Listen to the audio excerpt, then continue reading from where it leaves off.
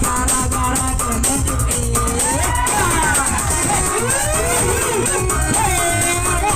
joget coba sama Herman pengantin baru semoga cepat mendapat undangan balikan cucu ke PRT oke